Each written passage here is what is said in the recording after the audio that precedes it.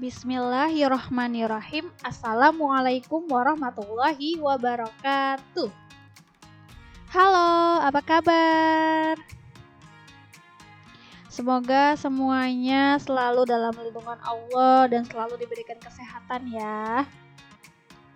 Pada kesempatan kali ini, kami tim KKG IPS kelas 6 SDIT Avicenna akan menyampaikan materi IPS tema 5. Silakan disimak sampai selesai ya. Cekidot.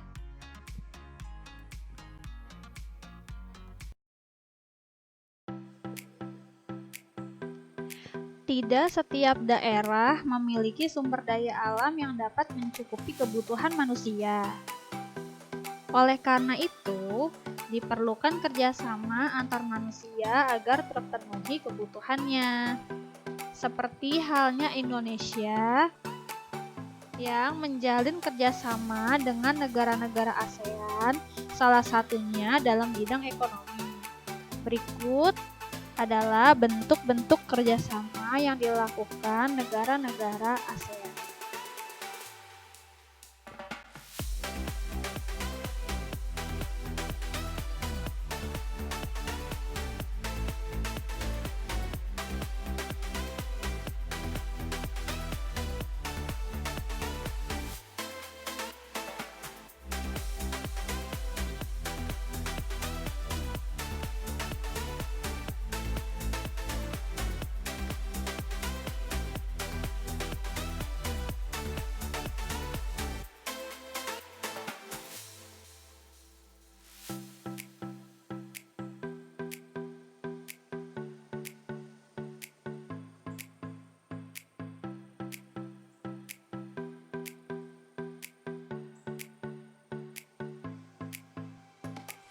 Ada yang masih ingat tentang ekspor atau impor?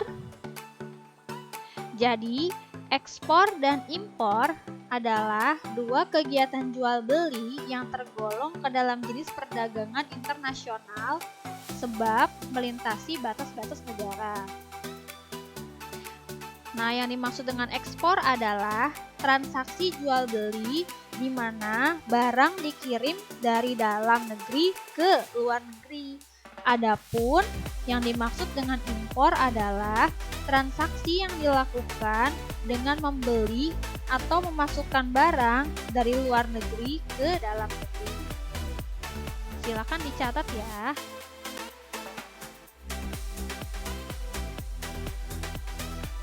Sebagai salah satu pendiri ASEAN, Indonesia memiliki peran penting terutama dalam kerjasama di bidang ekonomi.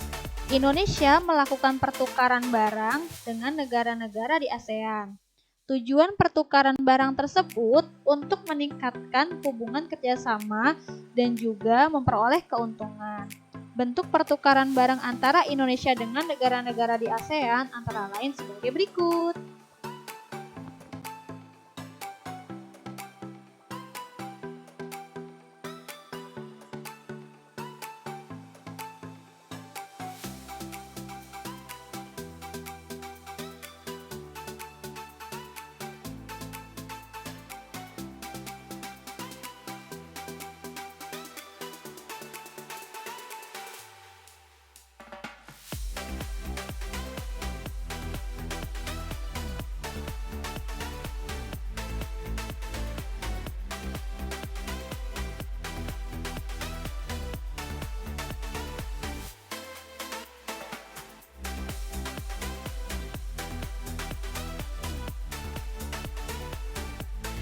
Indonesia memiliki peran yang cukup penting dalam kegiatan ekspor dan impor di kawasan ASEAN.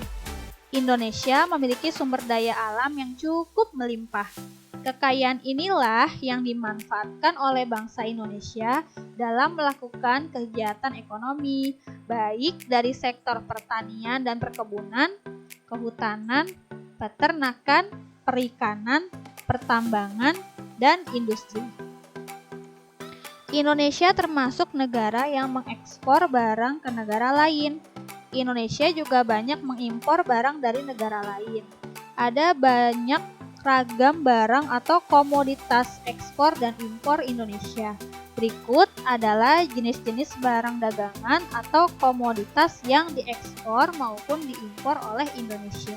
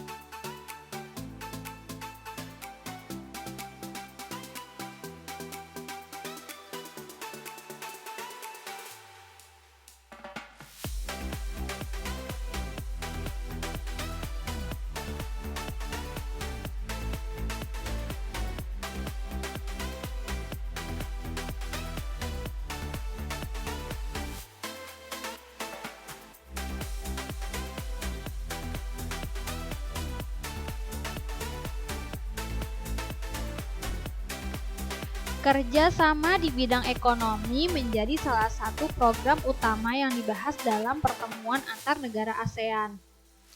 Kerjasama itu diwujudkan dengan usaha untuk mengatasi masalah-masalah di bidang ekonomi.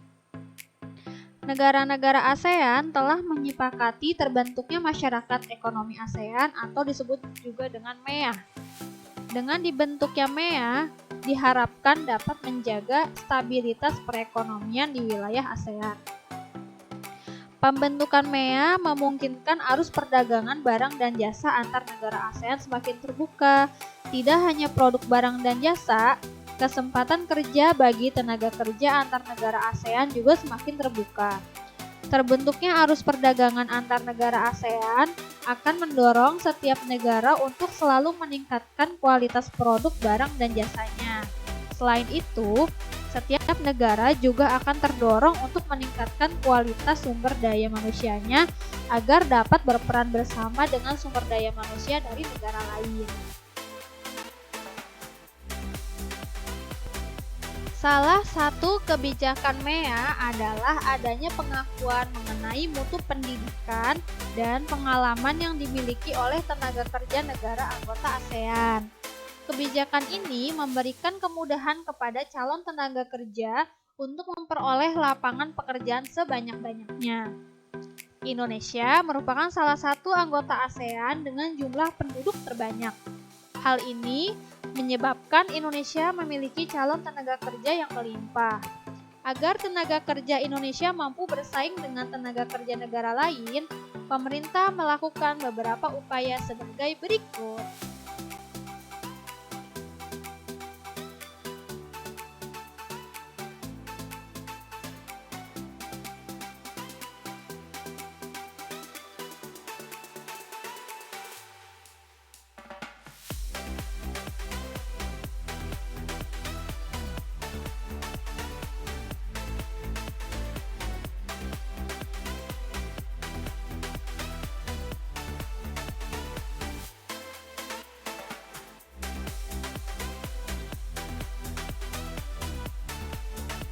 Thanks for watching.